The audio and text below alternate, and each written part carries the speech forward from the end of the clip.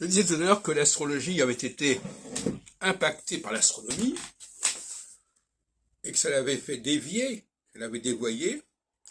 Mais on peut dire aussi que la question juive a été impactée par le nationalisme européen. Et Herzl propose comme solution l'idée d'une nation, d'un espace avec ses frontières, etc., réservé aux juifs. Et à mon avis, on voit les effets pervers de cette façon de faire, parce que ça a amené en 67 non seulement la guerre, mais en plus après la volonté de conserver la maîtrise sur les territoires occupés, et ça a conduit à des situations en tant qu'occupants et occupés extrêmement particulières.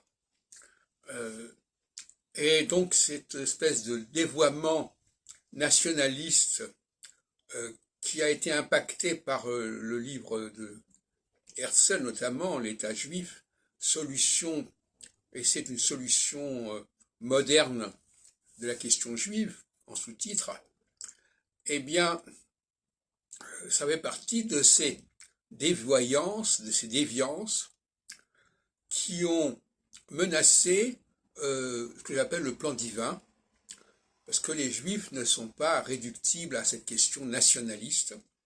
Les Juifs ne sont pas un peuple comme les autres. Ils ne doivent pas être traités comme un peuple comme les autres. Ils doivent être respectés sur le plan international. Ils doivent avoir un statut international et non pas un statut simplement national.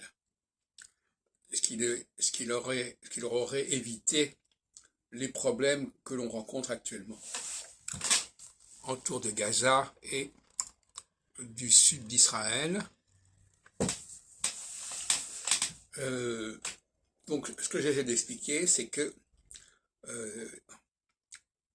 il peut y avoir des attaques extérieures, mais il peut y avoir aussi des attaques intérieures, c'est-à-dire quand quelque chose de négatif s'empare du sujet.